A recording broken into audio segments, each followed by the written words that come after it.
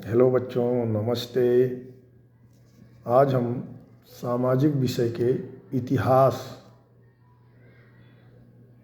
के 5 अध्यायों के महत्वपूर्ण प्रश्नों के बारे में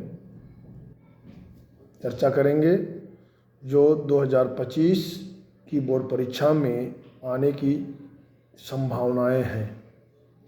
बच्चों, आज जिन प्रश्नों के बारे में हम चर्चा करने जा रहे हैं ये बहुत महत्वपूर्ण प्रश्न हैं।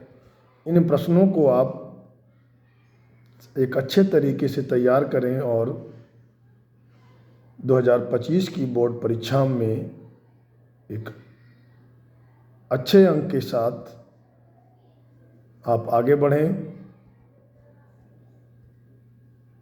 हम पहले चैप्टर के प्रश्न के बारे में बात करने जा रहे हैं। पहला प्रश्न है, फ्रांस की क्रांति कब शुरू हुई और उसका मुख्य कारण क्या था? फ्रांस की क्रांति कब शुरू हुई और इस क्रांति का मुख्य कारण क्या था? ये बहुत इम्पॉर्टेंट प्रश्न है, इसको आप तैयार कर लें। और अगला प्रश्न है, इटली के एकीकरण की प्रक्रिया को संक्षेप में लिखें। प्रश्न नंबर 2 है, इटली के एकीकरण की प्रक्रिया को संक्षेप में लिखें। प्रश्न नंबर 3 है, यूरोप में राष्ट्रवाद के उदय में जर्मनी एवं इटली के एकीकरण का क्या योगदान था? अगला प्रश्न है, प्रश्न नंबर 4, राष्ट्रवाद से क्या तात्पर्य है? यूरोप में राष्ट्रवाद के उदय होने में कौन सी परिस्थितियां सहायक हुईं? तो ये 4 प्रश्न हैं, ये पहले अध्याय के हैं। अब हम दूसरे अध्याय के प्रश्नों के बारे में बात करने जा रहे हैं। भारत छोड़ो आंदोलन के प्रमुख कारणों का उल्लेख कीजिए। ये दूसरे अध्याय का प्रश्न है जो महत्वपूर्ण प्रश्न है। प्रश्न नंबर जो 6 है वह है, भारत में राष्ट्रवाद के उदय के कारणों का उल्लेख कीजिए। यानी भारत में किन कारणों से राष्ट्रवाद का उदय हुआ, उन कारणों का उल्लेख करना है आपको।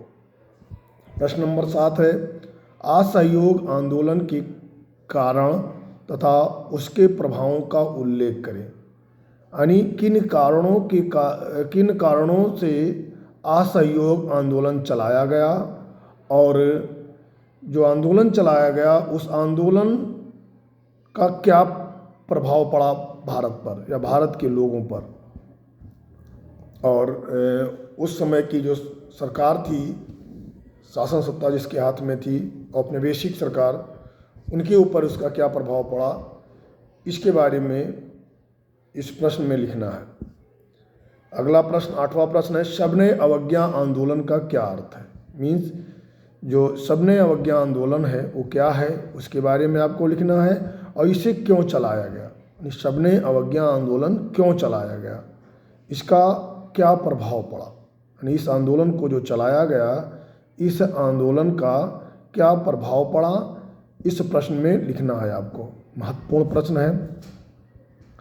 अगला प्रश्न है जो अगले अध्याय का है, तीसरे अध्याय का, प्रथम विश्व युद्ध के किन्हीं 3 परिणामों का उल्लेख कीजिए। यानी जो प्रथम विश्व युद्ध हुआ उस प्रथम विश्व युद्ध में उसका क्या परिणाम हुआ। तो 3 परिणाम 4 परिणाम आप तैयार कर लीजिए जिससे शॉर्ट में आ जाए, यानी लघु उत्तरीय प्रश्न आ जाए या विस्तृत उत्तरीय प्रश्न आ जाए, इसमें आपको लिखने में कोई दिक्कतें ना उत्पन्न हो। तो इसलिए 3-4 परिणामों के बारे में, 5 परिणाम के बारे में आप तैयार कर लीजिए। तो प्रथम विश्व युद्ध से क्या परिणाम हुआ, उससे क्या परिणाम निकला, लोगों पर क्या प्रभाव पड़ा, उसके बारे में आपको लिखना है।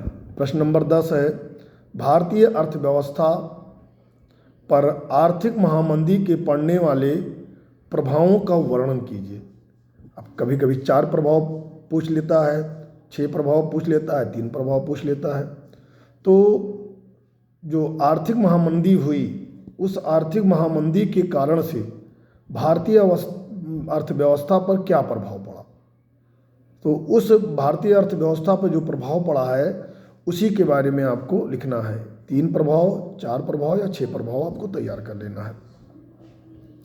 वैश्विक आर्थिक महामंदी के कारणों का उल्लेख कीजिए।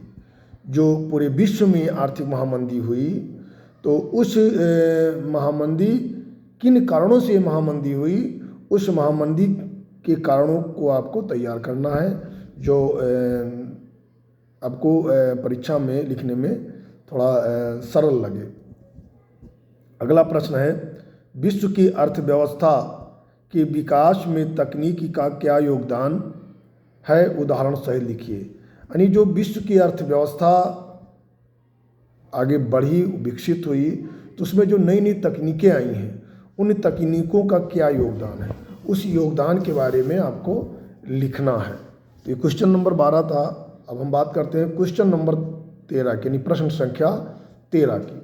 भारत में औद्योगिक विकास की क्या विशेषताएं हैं, किन्हीं 4 का उल्लेख कीजिए। यानी भारत में जो उद्योग धंधे स्थापित हुए, औद्योगिक विकास हुआ, तो उसकी विशेषताओं के बारे में लिखना है कि उससे क्या फ़ायदा हुआ, भारतीय लोगों को किस प्रकार से फ़ायदा हुआ, क्या हुआ, उससे अर्थव्यवस्था कैसे मजबूत हुई, उसके बारे में लिखना है। और कम से कम 4 या 6 विशेषताओं का उल्लेख करना है, जो उससे फायदे हुए हों, लाभ हुए हों, उसके बारे में उल्लेख करना है। अगला प्रश्न है 14, प्रश्न संख्या 14 है, प्रौद्योगिकी ने वैश्वीकरण की प्रक्रिया को किस प्रकार बढ़ावा दिया, उसका उदाहरण सहित स्पष्ट कीजिए। यानी जो प्रौद्योगिकी, नई नई तकनीकें स्थापित की गई, नई उन्नति प्रकार के व्यवस्थाएं लाई गई प्रौद्योगिकी, तो ये इसके कारण से जो वैश्वीकरण है, इस वैश्वीकरण की प्रक्रिया को किस प्रकार से बढ़ावा मिला, उसके बारे में आपको एक उदाहरण दे करके आपको लिखना है। प्रश्न संख्या 15 है कि भारत में औपनिवेशिक शासन के दौरान, यह अध्याय चेंज हो चुका है, अगले अध्याय के प्रश्न है, तो जिसमें पूछा गया कि भारत में औपनिवेशिक शासन के दौरान औद्योगिक विकास का वर्णन कीजिए। जब भारत में अंग्रेजों का शासन था, तो उस समय भारत में जो औद्योगिक विकास हुआ, उसके बारे में आपको चर्चा करना है, नहीं उसके बारे में आपको वर्णन करना है, मीन्स लिखना है। प्रश्न संख्या 16 है, मुद्रण क्रांति क्या है। यह आप चले जाएंगे, 5वें अध्याय का प्रश्न है, मुद्रण क्रांति। तो मुद्रण क्रांति की क्या है, मुद्रण क्रांति किसे कहते हैं, इसका फ्रांस की क्रांति पर क्या प्रभाव पड़ा। यानी मुद्रण क्रांति का जो फ्रांस में क्रांति चल रही थी, उस क्रांति पर क्या प्रभाव पड़ा, तथा इसमें चीन की क्या भूमिका है। मतलब मुद्रण क्रांति में चीन की क्या भूमिका है। प्रश्न घुमा करके भी पूछे जा सकते हैं, इसलिए आपको प्रश्न को बहुत अच्छे तरीके से पढ़ने की जरूरत है। और इसी अध्याय का 17, मतलब अगला प्रश्न है, जो प्रश्न संख्या 17 है, गुटेन वर्ग कौन था। क्योंकि आप लोगों ने पढ़ा होगा मुद्रण क्रांति, तो मुद्रण क्रांति में जो गुटेन वर्ग है वो कौन है और वो क्यों प्रसिद्ध है, किस लिए प्रसिद्ध है, और मुद्रण की क्षेत्र में उसकी भूमिका क्या है। जो मुद्रण क्रांति हुई उसमें उसकी भूमिका क्या है, उसके बारे में आपको वर्णन कर देना है। अब है प्रश्न संख्या 18। प्रश्न संख्या 18 में कहा गया है कि मुद्रण क्रांति ने भारतीय राष्ट्रवाद के विकास में क्या मदद की। जो मुद्रण क्रांति हुई, उस क्रांति के कारण से जो भारत में राष्ट्रवाद का विकास हुआ, तो उसमें किस प्रकार से उसकी भूमिका हुई, उसकी भूमिका के बारे में लिखना है कि किस तरह से जो है मुद्रण क्रांति भारत में राष्ट्रवाद के विकास में मदद किया है। तो बच्चों, ये आपके 18 प्रश्न हैं जो आपके इतिहास से हैं। 5 अध्यायों को से ये 18 प्रश्न हैं और इन 18 प्रश्नों को आप अच्छे से तैयार कर लीजिए। जो 2025 की जो बोर्ड परीक्षा होने जा रही है 24 फरवरी से, उसके लिए बहुत महत्वपूर्ण प्रश्न हैं और ज़्यादा से ज़्यादा संभावनाएं हैं कि इन प्रश्नों